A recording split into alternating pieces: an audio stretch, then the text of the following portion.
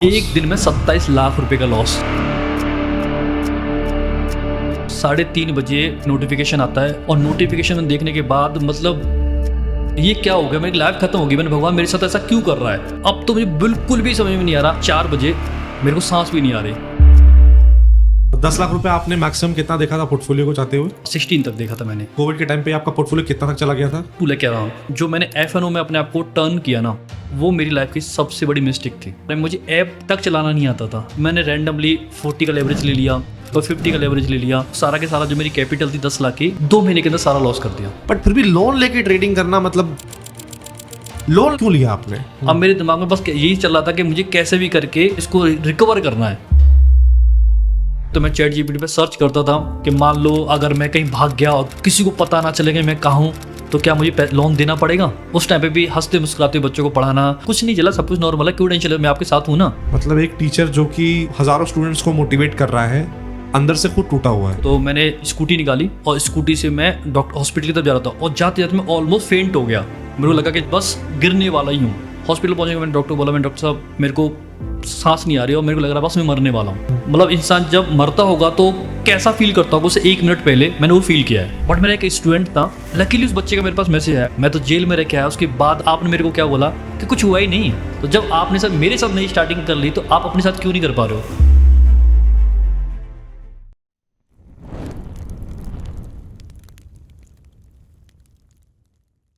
आज के बाजार के हारे के एपिसोड में हमारे साथ है देहरादून से संतोष, जो कि फिजिक्स वाला के कोचिंग इंस्टीट्यूट के फिजिक्स के फैकल्टी हैं। एक ऐसा टीचर जिसने देश भर में हजारों स्टूडेंट्स को पढ़ाया, हजारों बच्चों को मोटिवेट किया, डॉक्टर्स बनाया और उन्हें सिर्फ एक बात कही, कभी हार मत मानो। लेकिन जब ट्रेडिंग उनकी जिंदगी में आई तो वही टीचर खुद जिंदगी से हारने लगा। एक वक्त ऐसा आया कि जब संतोष चैट जीपीटी से पूछने लगे, अगर मैं सब कुछ छोड़कर भाग जाऊं तो क्या होगा।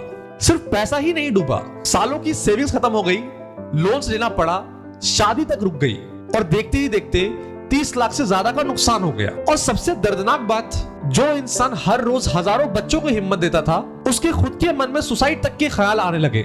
आज संतोष बाजार के हारे में बताएंगे कैसे संतोष के साथ एक क्रिप्टो एक्सचेंज ने स्कैम किया और जो संतोष ने उस स्कैम में अपना पैसा खोया, उस लॉस को रिकवर करने के लिए ट्रेडिंग स्टार्ट की एंड अपने पैसे को जल्दी रिकवर करने के चक्कर में संतोष ने ऑलमोस्ट 30 लाख का नुकसान कर दिया।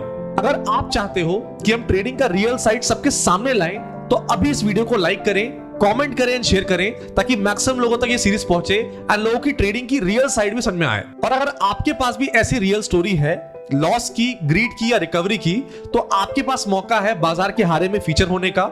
डिस्क्रिप्शन बॉक्स और कमेंट सेक्शन में आपको गूगल फॉर्म का लिंक मिलेगा, उसको डेफिनेटली खोलिए, फिल कीजिए एंड बहुत जल्दी हमारी टीम आपको रीच आउट करेगी।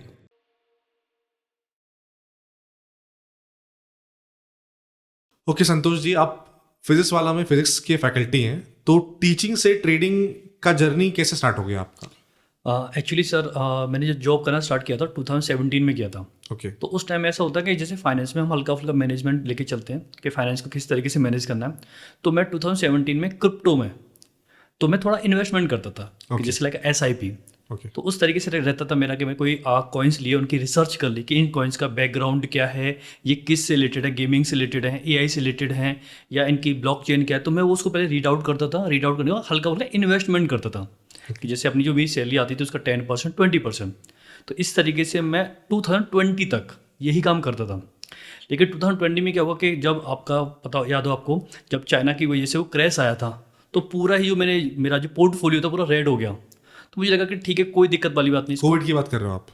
हाँ, कोविड की बात है। ओके। तो कोविड के आसपास जो क्रैश हुआ था, तो सडनली वो एक हो गया था। तो उस टाइम पे मैंने इसको बंद कर दिया कि भाई अब इसके बारे में नहीं सोचना। फिर 2014 में जब ट्रंप ने क्रिप्टो के बारे में बोलना स्टार्ट किया और उसको क्रिप्टो फ्रेंडली बोला गया, तब मैं फिर दोबारा से इसमें बैक हुआ। कि एक बार दोबारा से देखते हैं कि क्या चल रहा है मार्केट में, क्या नहीं चल रहा है। और क्रिप्टो में जो मैंने अकाउंट थे तो वो भी मैंने बंद कर रखे थे। मैंने जो ऐप वगैरह यूज़ करता था वो सारे बंद किए हुए थे। लेकिन जब ट्रंप के बारे में बातें हुई और ट्रंप ने पॉजिटिव क्रिप्टो के बारे में बोलना स्टार्ट किया, तो फिर उस केस में मैं दोबारा से इसमें लौट के आया। अच्छा। हाँ। पॉडकास्ट में आगे बढ़ने से पहले मैं आपसे कुछ कहना चाहता हूं। अगर आप बाजार के हारे के अगले गेस्ट नहीं बनना चाहते हो तो बिना नॉलेज की ट्रेडिंग मत करिए, लोन लेकर ट्रेडिंग मत कीजिए, उधार लेकर अपने दोस्तों के साथ इंटरेस्ट पर ट्रेडिंग मत कीजिए। अगर आपको ट्रेडिंग करना है तो अपने कैपिटल से ट्रेडिंग कीजिए एंड सीख कर ट्रेडिंग कीजिए। और आपको कंप्लीट ट्रेडिंग फ्री में सिखाने के लिए हमने अपना सारा कंटेंट बिल्कुल फ्री कर दिया है। सारे कंटेंट को एक्सेस करने के लिए आपको सिंपली marketswithmac.com पे जाना है। वहां पर आपको एक पॉपअप दिखेगा, उस पर क्लिक करना है। वहां पर ट्रेडिंग ग्रोथ किट आपको मिलेगा, उस ट्रेडिंग ग्रोथ किट को आपको अवेल करना है। हमारी टीम को मैसेज कीजिए, सारा प्रोसेस बिल्कुल फ्री है, उसको फॉलो कीजिए एंड सारे के सारे बेनिफिट्स आपको बिल्कुल फ्री मिल जाएंगे। चाहे वो कंप्लीट ट्रेडिंग कोर्स हो, चाहे वो ट्रेडिंग जर्नल हो, चाहे वो पोजीशन साइजर टूल हो, और बहुत सारे बेनिफिट जिनकी वैल्यू ऑलमोस्ट 55,000 रुपीज से भी ज्यादा की है, वो बिल्कुल फ्री में आपको मिल जाएंगे। तो ट्रेडिंग बिल्कुल कीजिए, लेकिन सीख कर कीजिए और रिस्पॉन्सिबली कीजिए एंड अपने पैसे से कीजिए। एंड अगर आपको रिस्पॉन्सिबली ट्रेडिंग करना है तो आपको सीखना पड़ेगा। क्रिप्टो में आपका इंट्रोडक्शन कैसे हुआ? मतलब आप खुद से देखते देखते सीख गए या फिर किसी ने आपको रिड्यूस किया? ये जर्नी स्टार्ट कैसे हुई? नहीं, एक्चुअली मेरे जो फ्रेंड सर्कल में टीचर लोग थे तो वो लोग क्रिप्टो में करते थे, तो मैं वहां से उनसे सीखा कि क्रिप्टो में इस तरह से कर सकते हैं। Okay okay okay. तो ये ट्रम्प जब प्रेसिडेंट बना तब की बात आप बोल रहे हो? हाँ। ओके। तो आप इन्वेस्टिंग करते थे या ट्रेडिंग करते थे वहां उस टाइम तब पे? तक भी इन्वेस्टिंग ही करता था कि जो भी मेरे को लगा, जैसे कोई भी कॉइन हो गया, डॉज कॉइन हो गया या XRP हो गया, तो उनका प्रोजेक्ट क्या चल रहा है उसके बारे में रिसर्च करता था और रिसर्च करने के बाद उसमें इन्वेस्टमेंट करता था। तो मैंने तब तक कोई FN वगैरह नहीं किया था। लेकिन जब ट्रंप ने ये टैरिफ लगाना स्टार्ट किया ना, तो मुझे एक्सपेक्टेशन थी कि 4 साल बाद जब हार्विंग होती है तो दोबारा से क्रिप्टो बैक करेगी। हाल्विंग के बारे में थोड़ा बताइएगा, जो यूजर्स को नहीं पता हो कि हाल्विंग क्या होती है। हाल्विंग बिटकॉइन की होती है बेसिकली। हाँ, बेसिकली। तो आप हाल्विंग के बारे में बता रहे थे। बेसिकली हार्विंग का जैसे ये होता है कि जैसे कि बिटकॉइन में हम ये बोलते हैं ना कि भाई इतने बिटकॉइंस जो है वही हम लोग जो है मार्केट में रिलीज कर सकते हैं, सप्लाई कर सकते हैं। तो उसके बाद वो मुझे उसमें बहुत ज़्यादा आइडिया भी नहीं था कि भाई हार्विंग क्या होती है। बस वो न्यूज़ में सुनते रहते हार्विंग होती है, हार्विंग होती है, जिस ईयर हार्विंग होती है उस ईयर बिटकॉइन बढ़ता है। तो एक्चुअली मुझे बिल्कुल आइडिया नहीं था। अच्छा। हाँ। तो हाल्विंग बेसिकली ये होती है ना कि बिटकॉइन के ब्लॉक्स को माइन किया जाता है। हाँ। राइट। तो हर 4 साल पे क्या होता है कि जो रिवॉर्ड मिलता है वो माइनर्स को मिलता है। तो वो हर 4 साल पे जो रिवॉर्ड है वो आपका आधा हो जाता है। एंड क्योंकि बिटकॉइन की सप्लाई धीरे धीरे, यहाँ पर सप्लाई तो एक ही है, 21 मिलियन की सप्लाई है। सप्लाई तो आपकी बढ़ नहीं सकती है और हम सप्लाई के ऑलमोस्ट 80-90% तक आ चुके हैं। तो बचे जो 1.5-2 मिलियन आपके बिटकॉइन है, उनको माइन करने का रिवॉर्ड हर 4 साल पे कम होते जाता है। तो ये बेसिकली बिटकॉइन की हाल्विंग है। तो हाल्विंग के बारे में आप सुनते थे तो पॉजिटिव न्यूज़ सुनते थे आप? पॉजिटिव न्यूज़ सुनता। एक्चुअली मुझे पता भी नहीं था अभी है क्या, मतलब कभी डिटेल में उस चीज़ को समझाने कोई मेंटर भी नहीं था समझाने के लिए। बट मैं जैसे टेलीग्राम हो गया, ठीक है, अपना ट्विटर हो गया, तो वहाँ पे जो न्यूज़ सुनता था तो मुझे लगता था कि भाई ऐसा होता है और होता भी आ रहा था। 2017 में भी ऐसा हुआ था, 2021 में भी ऐसा हुआ था, तो मुझे लगा 2025 में भी ऐसा होगा। ओके। तो मैं उसके साथ था। लेकिन जब ट्रंप ने टैरिफ लगाना स्टार्ट किया तो वो चीज़ें नेगेटिव हो गई। बिल्कुल। तो मुझे लगा कि यार ये तो मतलब मैं 4 साल से वेट कर रहा था कि ट्रंप आएगा और मेरा जो पोर्टफोलियो रेड हो रखा है वो ग्रीन होगा, ये तो गड़बड़ हो गया। तो फिर मैंने सोचा नहीं यार, ये तो कुछ तो सॉल्यूशन करना पड़ेगा। तो सडनली मेरे को ऐप में ये तक नहीं पता था कि FNO होता क्या है। ओके। और FNO में बाई कैसे करते हैं, सेल कैसे करते हैं, मुझे बिल्कुल भी आइडिया नहीं था इसके बारे में। और लेवरेज कैसे लेते हैं इसके बारे में भी कोई आइडिया नहीं था। बस मैंने एक हल्की सी एक वीडियो देखी, बट मैं कॉन्फिडेंट था कि मुझे क्रिप्टो के बारे में नॉलेज है कि कौन सा कॉइन ऊपर जाने वाला है, कौन सा कॉइन नहीं है। तो मैंने पहली बार लेवरेज लिया 40 का। ओके। और 40 का जैसे मैंने लेवरेज लिया तो मेरा पहला ट्रेड सक्सेस हो गया। अच्छा। तो मुझे लगा कि यार मेरे तो क्रिप्टो के बारे में नॉलेज है ही है मेरे को, तो अब तो मैं इस FNO से जल्दी से मेरा जो लॉस हुआ है, जो 2 पोर्टफोलियो है, मैं उसको सबको रिकवर कर लूंगा। तो उस केस में मैंने क्या किया, जो मेरे पास कॉइन्स थे मैंने लॉसेस में बेचना स्टार्ट किया। ओके। लॉसेस में बेचना स्टार्ट किया। आपका इनिशियल इन्वेस्टमेंट कितना था संतोष जी? अराउंड मेरा जो इनिशियल इन्वेस्टमेंट था वो 10 लाख के आसपास था। और ये आपका खुद का सेविंग का पैसा था? सेविंग का पैसा था। और 10 लाख रुपए आपने मैक्सिमम कितना देखा था पोर्टफोलियो को चाहते हुए? और 16 तक देखा था मैंने। 10 लाख को 16 लाख देखा? 16 लाख देखा था। तो बुक क्यों नहीं किया उस तो टाइम? उसमें से मैं धीरे धीरे पैसा निकालता रहता था। जैसे मुझे रिक्वायरमेंट होती है तो उस हिसाब से मैं निकालता रहता था और उसको होल्ड करता कि भाई चलो करते हैं इसको। और उसके बाद कोविड के टाइम पे आपका पोर्टफोलियो कितना तक चला गया था? अराउंड 2 लाख के अराउंड। माय गॉड, 16 लाख से पोर्टफोलियो 2 लाख चला गया था। तो फिर मेरे वेट करता रहा इसको छोड़ देते, और फ्यूचर तो क्रिप्टो है ही है। लेकिन उस टाइम पे फीलिंग क्या थी? उस टाइम पे फीलिंग ये नहीं लगा कि सब खत्म हो गया है? मतलब 16 लाख अगर 2 लाख तक आ जाता है, मतलब ऑलमोस्ट 90% आपका पोर्टफोलियो डाउन हो गया है। नहीं, मेरे को मतलब ये फीलिंग उस टाइम नहीं आई थी। अच्छा। क्योंकि मेरे को ये था कि इन्वेस्टमेंट किया हुआ है मैंने। अच्छा, तो आज नहीं तो कल बढ़ेगा, आज नहीं तो कल ये मतलब इंक्रीज हो गई होगा। तो उस टाइम पे कभी ऐसी फीलिंग नहीं आई। ओके। हाँ, ठीक है। बट मेरे साथ जो सबसे बड़ी दिक्कत हुई ये हुई कि मैं जिस प्लेटफॉर्म को यूज करता था, ठीक है, मैं सभी को ये बोलना भी चाहूंगा कि प्लेटफॉर्म हमें बहुत सोच समझ के यूज करने चाहिए। तो उस टाइम में जो प्लेटफॉर्म यूज करता BitBNS करता था। BitBNS, हाँ। तो मेरा FNO में कन्वर्ट होने का रीजन भी यही था कि मैंने जो BitBNS में धीरे धीरे करके पैसा इन्वेस्टमेंट किया हुआ था, तो मैंने अराउंड उसमें भी अलग से 12 लाख के आसपास अराउंड मैंने इसमें इन्वेस्टमेंट किया था। ये आपका जो ऑलरेडी 2017 से ओके धीरे धीरे मैं इन्वेस्टमेंट करा था, तो मैं 12 लाख के अराउंड उसमें भी इन्वेस्टमेंट किया होता, ठीक है। और वो अराउंड हो गया था 32 लाख के आसपास। लेकिन ये आपका क्रिप्टो का पोर्टफोलियो क्रिप्टो का पोर्टफोलियो 16 लाख 32 लाख हो गए। हाँ, ओके ये BitBNS की बता रहा हूँ। ओके और वो जो पहले वाला पोर्टफोलियो था वो दूसरे वो CoinDCX में था। ओके ठीक है। तो BitBNS में क्या हुआ कि BitBNS में आपको पता है कि वो ED का कोई रेड हुआ या कुछ भी हुआ, तो वो पूरा जो पूरा एक्सचेंज ही था वो साला उन्होंने क्या किया, उन्होंने इसको ना विड्रॉल देना बंद कर दिया, और उस पर आप ना सेल कर सकते हो ना बाय कर सकते हो, तो पूरा ही मैं देखते ना पूरा प्लेटफॉर्म ही मतलब गायब हो गया। बिल्कुल हाँ, तो मेरा सबसे बड़ा लॉस हुआ उसमें हुआ है। ओके, जबकि प्लेटफॉर्म ही बंद हो गया। प्लेटफॉर्म ही बंद हो गया, तो अब जो वहाँ पे कॉइन के प्राइजेस हैं एक्चुअल प्राइजेस के कंपेयर में वो कम से 50% डाउन है, तो ये भी दिक्कत थी। तो मेरा सबसे बड़ा दिक्कत हुई थी, मुझे मतलब इन्वेस्टमेंट में कोई दिक्कत नहीं आ रही थी। दिक्कत स्टार्ट यहाँ से हुई कि जब मतलब मेरा जो वो था ना, क्या बोलते हैं उसका, BitBNS में जब मेरा पैसा फंस गया, तब मुझे लगा कि यार BitBNS में पैसा फंस गया है, CoinDCX में जो इन्वेस्टमेंट था वो रेड हो चुका है, तो अब सबको कैसे क्या करना, रिकवर करना है। ओके, एक टाइम पे आपका टोटल पोर्टफोलियो कितने का था? प्लेटफॉर्म जो पहला वाला था आपका, उसमें आपने कितना डाला था?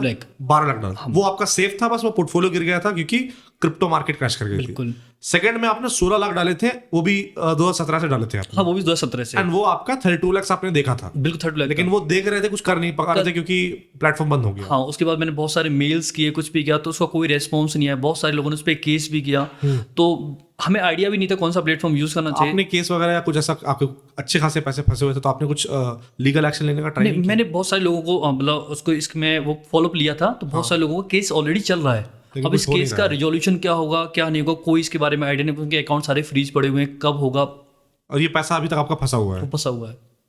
तो एक तरह से मेन जो मेरे को मतलब एक ना जैसे जल्दबाजी करना या घबराहट होना, वो ये स्टार्ट हो गई थी कि यार, क्योंकि उस टाइम तो एज ऐसी थी, शादी वाली एज थी भी नहीं, तो पैसे की कोई रिक्वायरमेंट भी नहीं थी। क्या एज थी उस टाइम पे आपकी? तो उस टाइम मेरी एज 24 के आसपास थी, तो मुझे लगता था ऐसे हमें पैसे की रिक्वायरमेंट भी नहीं है, तो स्लो मैं कुछ कॉइन बेचता था रिक्वायरमेंट के अकॉर्डिंग और अपना निकाल लेता था।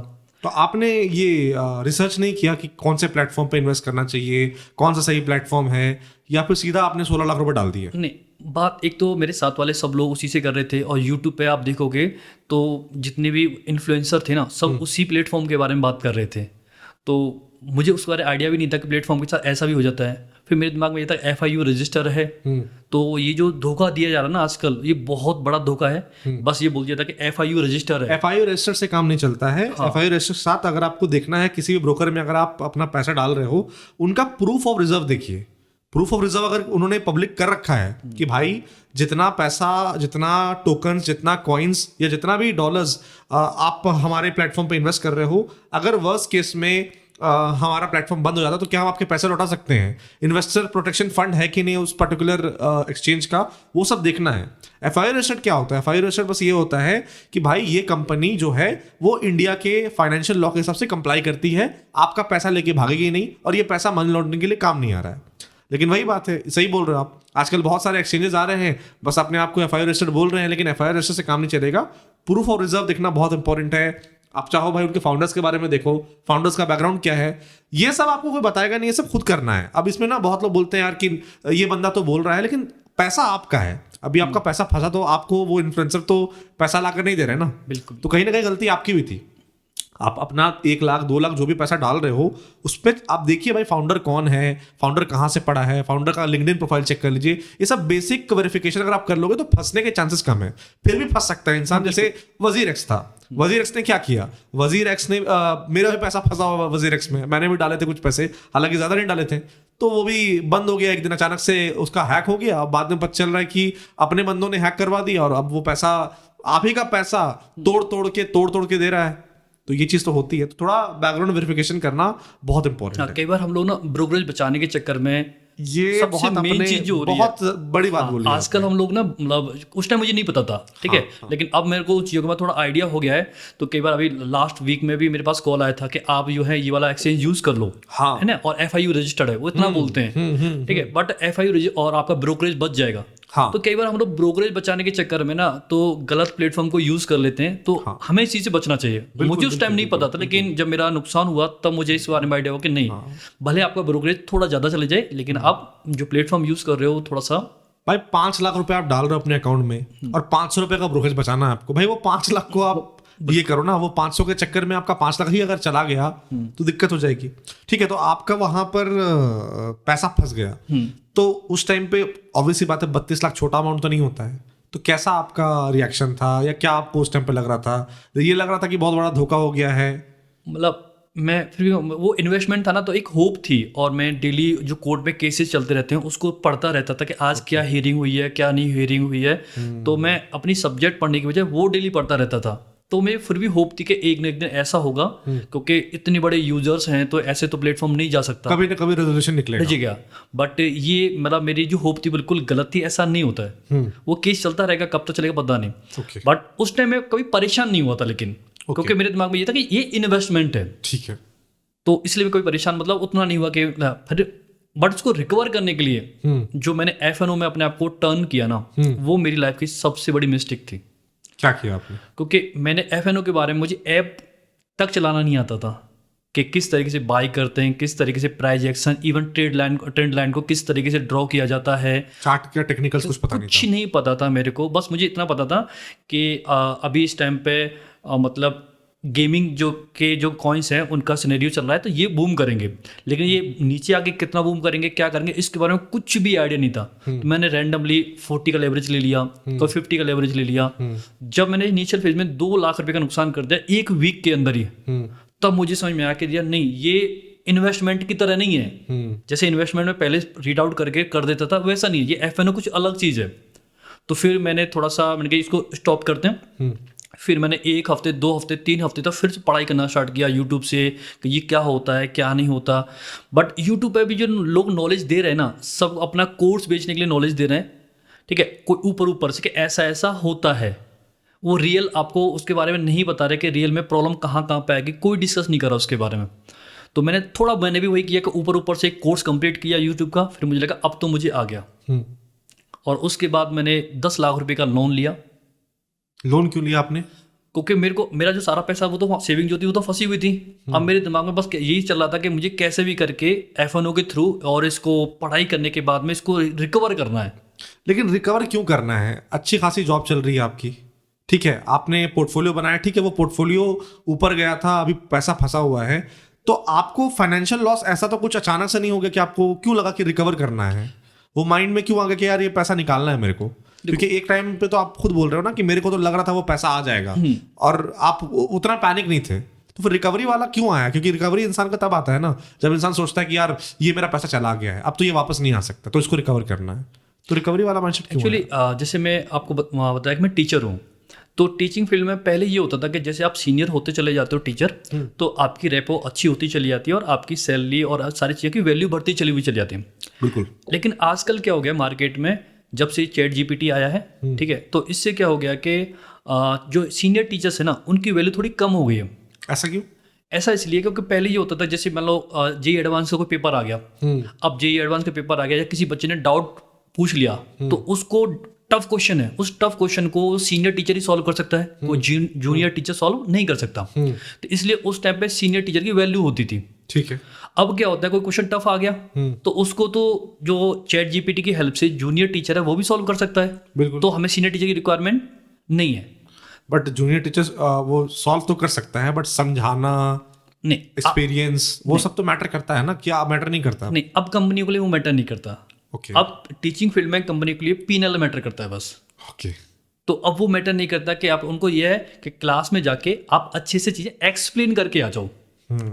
एक्सप्लेन, तो जो एक नया टीचर आ रहा है जो 22, 24, 25 का, तो उसके अंदर एक एनर्जी भी है और वो अच्छे से एक्सप्लेन भी कर देता है। तो आजकल जो जेनजी जनरेशन है ना, वो उस टीचर से ज़्यादा अट्रैक्ट हो रही है। ओके। तो मुझे लगा कि यार इस तरीके से जब मैं 40 का हो जाऊंगा तो मेरा टीचिंग में तो मतलब मैं उतनी एनर्जी के साथ पढ़ा नहीं पाऊंगा, और मैं वो जो टीचर नया टीचर है उसके साथ कम्पीट भी नहीं कर पाऊंगा। तो फिर मैं क्या करूंगा, मेरे पास तो कुछ स्किल भी नहीं है। तब मेरे दिमाग में आया कि नहीं, कुछ स्किल तो सीखना पड़ेगा। तो हम ट्रेडिंग सीखते हैं। ओके। हाँ, तो इस ट्रेडिंग से जो मेरा पिछला वाला पैसा है उसको रिकवर भी करेंगे और हम इसको स्किल को डेवलप करेंगे। तो मैंने वो सीखने की बजाय मुझे लगा कि मतलब ये इतना आसान होगा कि हम एक 10 वीडियो का कोर्स देखेंगे और 10 वीडियो का कोर्स देखने के बाद मैं भी पैसा कमाना स्टार्ट कर दूंगा। रियलिटी बिल्कुल भी ऐसी नहीं है। बट फिर भी संतोष जी, ठीक है, ये सारे इश्यूज हैं, मैं आपकी बात भी समझ रहा हूँ, कहीं ना कहीं आप भी अपनी जगह सही हो। बट फिर भी लोन लेके ट्रेडिंग करना, मतलब लोन हो सकता है मैं 2-4 महीने, 5 महीने, 6 महीने, 1 साल रुक जाऊं, कुछ पैसे फिर इकट्ठा कर लूं, फिर मैं उससे ट्रेड करूं। लोन ले क्यों लिया आपने? सर मैं आपको एक चीज़ बताता हूँ कि एक्चुअली जैसे मैं एक लड़का हूँ, ठीक है, तो लड़कों के साथ ना एक मेजर प्रॉब्लम होती है कि अगर उनसे कोई गलती हो जाती है ना, तो वो कोशिश करते हैं बिना फैमिली के मेंबर्स को पता चले, मैं जो भी मुझसे गलती हुई है, जो भी मैंने रायता फैलाया अपनी लाइफ में, उसको जल्दी से जल्दी सॉर्ट आउट कर दूँ। तो घर वालों को ये लगता था कि मेरे पास पैसा है, okay. कि भाई मैंने मतलब इतने साल से मैं जॉब कर रहा हूँ, तो उनको लगता था मेरी अच्छी खासी सैलरी है, तो मेरे पास अच्छा खासा पैसा है। और मेरे पास पैसा तो नहीं था। तो अब मुझे लगा कि यार अब शादी का एज भी हो गई है, तो अब वो मेरे से पूछने वाले हैं भाई पैसा दे, तो मैं पैसा कहाँ से लेके आऊँगा। तो उस जल्दबाजी मैंने सोचा कि मैं ट्रेडिंग करना स्टार्ट करता हूँ और उस पैसे को क्या करता हूँ, मैं रिकवर करता हूँ। तो शायद ये मेरी सबसे बड़ी गलती थी। और एज अ बॉय जो होते हैं उनसे सबसे बड़ी गलती यही होती है कि वो अपने चीज़ों को शेयर नहीं करते। चीज़ों को जब शेयर नहीं करते और खुद ही ट्रैप में फंस जाते हैं, खुद सॉल्व करते करते और ट्रैप में फंसते चले जाते हैं। ये बहुत इंपॉर्टेंट बात आपने बोली। और मतलब बहुत सारे लोग ऐसे भी है ना जो ये एपिसोड देखेंगे और पुराने एपिसोड में जो देखते हैं ना, दिक्कत यही होती कि एक गलती आप करते हो, अगर वो गलती के बारे में आप दूसरे से शेयर करोगे तो बेटर आपको सेशन मिलेगा, लेकिन आप सोचते हो नहीं इसको मेरे को सॉल्व करना है, मैं ही इसको सॉल्व करूंगा, और वो 5 लाख का नुकसान, कब 20 लाख का नुकसान, 25 लाख का नुकसान हो जाता है, पता नहीं चलता है। बाद में तो सबको पता चलता ही है। बिल्कुल सर। ठीक है, ठीक है। तो आपने चलिए लोन लिया और आपने एफएनओ में एंट्री की। ये कब की बात है? ये मार्च 2025 के आसपास की बात है। बिल्कुल रिसेंट बात है। बिल्कुल रिसेंट बात है। ठीक है, तो आपने फिर एफएनओ में क्या किया? तो एफएनओ में जैसे मैं नॉर्मली ट्रेड करता था, तो उस टाइम फिर मैंने मतलब थोड़ा सा मतलब उस टाइम भी मैंने जो सीखा था ना, उसमें मुझे सपोर्ट क्या होता है, रेजिस्टेंस क्या होता है, कुछ भी आइडिया नहीं था। तो फिर मैंने कुछ टेलीग्राम ग्रुप्स ज्वाइन किए, ओके, जो कि नॉर्मली सब लोग करते हैं। तो टेलीग्राम ग्रुप में मैं देख रहा था कि लोगों का इतना प्रॉफिट हो रहा है, ये हो रहा है। तो उसमें क्या था कि उन्होंने जो टिप दी, तो मैं उसके बेसिस पे मतलब आपने ट्रेड ले लिया। ठीक है, तो कई बार 1-2 ट्रेड सक्सेस हो गए, तो मुझे लगा अब तो ये सक्सेस होते हैं, अब जल्दी जल्दी से इसको क्या कर लेते हैं, रिकवर कर लेते हैं। तो उसके चक्कर में मतलब वो सारा के सारा जो मेरी कैपिटल थी 10 लाख की, मैंने सारा लॉस कर दिया। कितना टाइम में लॉस हो गया आप? 2 महीने के अंदर सारा लॉस कर दिया। 2 महीने में 10 लाख का नुकसान कर दिया? सारा लॉस कर दिया मैंने, कि मतलब जल्दी से जल्दी रिकवर करने के चक्कर में और रिवेंज ट्रेड करने के चक्कर में। जैसे मान लो मेरा एक ट्रेड फेल हो गया, तो मुझे लगता था कि नहीं आज तो कैसे भी करके शाम तक कोई ऐसा ट्रेड ढूंढना है। तो मैंने मीम्स कॉइन, जिन कॉइन का कोई एग्जिस्टेंस नहीं होता, उनमें भी इंटरेस्ट लेना स्टार्ट कर दिया। जबकि रियलिटी है कि हमें मीम्स कॉइन से तो बिल्कुल ही अलग रहना चाहिए। तो वो भी मेरी बहुत बड़ी गलती हो गई मुझसे। तो आप इसमें दोष किसको ठहराओगे? आपकी खुद की गलती थी या वो टेलीग्राम टिप वाली गलती थी? नहीं, मैं तो अब तो अपने आप को इसमें दोषी मानता हूँ कि गलती मेरी थी कि एज अ टीचर जो मैं इतने सारे बच्चों को एडवाइस देता हूँ कि आपको ऑनलाइन गेमिंग नहीं करनी चाहिए, ऐसे एविएटर का गेम होता है, तो ये सारे गेम मैं खुद पहले खेलता हूँ। मतलब 10 रुपये का इन्वेस्टमेंट कर दिया, 20 रुपये का इन्वेस्टमेंट कर दिया, फिर खेलता हूँ, फिर उसमें क्या क्या लूप होल्स हैं पूरा समझता हूँ। फिर मैं क्लास में बच्चों को समझाता हूँ कि आपको किस तरीके से ड्रीम 11 से एविएटर गेम से अलग अलग होना चाहिए। तो जब मैं बच्चों को समझाता हूँ तो मुझे ये पता नहीं चला मैं कैसे इस ट्रैप में फंस गया। तो मेरा अभी भी वही क्वेश्चन रहता है कि मैं कैसे फंस गया उसमें। मतलब इतने सारे बच्चों को आप इतना मेहनत करके देखते हो कि भाई कि ये सब चीज बच्चों के लिए सही नहीं है, तो मैं पहले उसको खुद ट्राई करूँ, बताऊं बच्चों को कि क्या गलत है। हाँ, और आप ऐसे ऐसे कॉइन्स में ट्रेड कर रहे थे जिसका आपको नाम नहीं पता, उसका एग्जिस्टेंस क्या नहीं पता, और रिवेंज ट्रेडिंग कर रहे थे, और 2 महीने में आपने लोन का 10 लाख रुपए गवा दिया। तो उस टाइम पे क्या रिएक्शन था आपका? उस टाइम पे तो मेरा दोस्त था, मैंने उसको फोन किया कि यार शुभम लंका लग गई भाई, कि क्या हो गया। मैंने कि यार पता है मैं सब कुछ बर्बाद कर दिया भाई, मेरे को कुछ भी समझ में नहीं आ रहा, मेरे को तो ऐसा लग रहा है मैं कहीं भाग जाऊं। तो उसने बोला कि नहीं क्या बात है बता सही। मैंने कि यार ये कर दिया। तो उसने बोला कि पहले क्यों नहीं बताया। मैंने कि यार मेरे को समझ में आ रहा, मुझे लग रहा था मैं सब कुछ सॉर्ट कर दूंगा, सॉर्ट करने के बाद बताऊंगा तेरे को, टेंशन ना ले, लेकिन यार अब मुझसे मैनेज नहीं हो रहा है कि मैं क्या करूँ। तो उसने मुझे काफ़ी देर समझाया कि नहीं भाई ऐसा टेंशन मतलब, मैं तेरे पास आ जाता हूँ, चीज़ें समझने की कोशिश करते हैं। तो फिर मैंने 1-2 दिन डॉक्टर को भी दिखाया, फिर उसने मुझे एंग्जाइटी का स्ट्रेस की टैबलेट दी। तो उसके बाद मैं थोड़ा सा रिलैक्स हुआ। बट मेरे अंदर एक चीज़ बहुत अच्छी है, लेकिन कि मेरी लाइफ में कितनी भी प्रॉब्लम चल रही हूँ और अगर मैं क्लास में हूँ तो आप मेरी फेशियल एक्सप्रेशन से मेरी प्रॉब्लम जज नहीं कर सकते। अगर मैं क्लास में पढ़ा रहा हूँ तो एज ए टीचर मुझे लगता है कि कोई प्रॉब्लम है नहीं मेरी लाइफ में, तो जैसे वो चीज़ें नॉर्मल स्टार्ट हुई और मैं 1 महीने लगातार क्लास में गया, तो 1 महीने बाद मेरी लाइफ में बिल्कुल वैसा हो गया जैसे कुछ हुआ ही नहीं। तो फिर मैंने ये मई में ट्रेडिंग करना बिल्कुल बंद कर दिया और मैंने सोचा कि वेट करते हैं, सही टाइम आएगा मार्केट में तब मैं इसमें ट्रेड करूँगा। और सही टाइम आया अक्टूबर में। ओके। तो मैंने फिर से 10 लाख रुपए का लोन लिया। अब वो जो 10 लाख रुपए का लोन आपने लिया था पहले लोन तो उसको चुका दिया आपने? नहीं, वो अभी चल रहा है, उसकी किस्तें चल रही हैं। उसकी किस्तें चल रही हैं। हाँ। फिर आपने दोबारा से 10 लाख रुपए का 10 लाख रुपए का लोन लिया। जब लोन आपको आसानी से मिल गया होगा? हाँ, आसानी से मिल गया। जबकि आप बिलीव नहीं करोगे, मैंने लाइफ में कभी भी कोई भी चीज़ लोन पे नहीं ली और मैं कभी किसी को रिकमेंड ही नहीं करता था कि भाई आपको लोन पे कुछ भी लेना चाहिए फ़ोन, क्योंकि लोन ना बहुत बड़ा ट्रैप है और आप इस ट्रैप में कब फंस जाते हो आपको पता नहीं चलता। बिल्कुल। तो मैंने फिर से 10 लाख रुपए का लोन लिया और लोन भी इजी हो गया। मतलब मैंने फ़ोन किया, सारे डॉक्यूमेंट ऐसे हो गया, तो मुझे सब कुछ नॉर्मल से लग रहा था। फिर मैंने उस टाइम तक काफ़ी पढ़ाई भी कर ली थी कि किस तरीके से ट्रेड करना, किस तरीके से ट्रेड नहीं करना। तो मैंने अक्टूबर के फर्स्ट वीक में मैंने उस 10 लाख रुपए से 17 लाख रुपए कमा लिए। 17 लाख रुपए कमा लिए, मतलब 27 लाख हो गए। हाँ, 27 लाख। ठीक है, मैंने पूरे एक हफ्ते में 17 लाख पे कमा लिया। सारा लॉस आपका रिकवर हो गया? ऑलमोस्ट मेरा सारा लॉस रिकवर हो गया। सिर्फ 7 लाख रुपए बचे हुए थे। प्रॉफिट था ना वो 7 लाख आपका? नहीं, 10 लाख रुपए मैंने इन्वेस्ट किए। हाँ। 17 लाख रुपए मैंने कमा लिया। टोटल मेरे पास 27 लाख हो गया। 27 लाख हो गया। तो पिछला बार जो आपने नुकसान किया था 10 लाख का किया? 10 लाख का। तो 10 लाख आपका नुकसान रिकवर हो गया। हाँ, और जो इन्वेस्टमेंट वाला था 10 लाख वो भी आपके पास वो रिकवर हो गए। हाँ, 7 लाख आपको पास बचा। हाँ। तो अब क्या हुआ कि मेरे को लग रहा था अब सब कुछ सही चला और अक्टूबर में मेरा जितना पैसा रिकवर, जो मैंने इन्वेस्टमेंट भी किया था और BitBNS के मेरे प्लेटफॉर्म पे जो मेरा पैसा फंसा हुआ था, मैं सारा के सारा इस अक्टूबर में रिकवर कर लूंगा, जिस हिसाब से चीजें अब चल रही हैं। क्योंकि उस टाइम में मार्केट ऑल टाइम हाई के आसपास चला था। आप कोई भी ट्रेड लो, सारा ट्रेड आपके सक्सेस हो रहे थे। ठीक है, तो उस टाइम पे डोनाल्ड ट्रंप को नोबेल प्राइज मिलना चाहिए था, इसके ऐसे कुछ हाइप बन रही थी, उसको नहीं मिला। तो मुझे पता था कि आज कुछ गड़बड़ होगी मार्केट में। और उस टाइम पे मैंने एक ट्रेड ले रखा था 4 लाख रुपए में इथेरियम का। अच्छा। तो मुझे ये पता था कि आज कुछ गड़बड़ होगी। तो मैंने क्या किया कि अब मैंने ट्रेड तो ले रखा है, मैंने कि बस कैसे भी सैटरडे है, संडे निकल जाए, मंडे तो सोलाना का ETF लॉन्च होने वाला है, तो मार्केट फिर से बूम करेगी, तो मेरा अगले वीक में सारा रिकवर हो जाएगा। मैं इस होप के साथ था।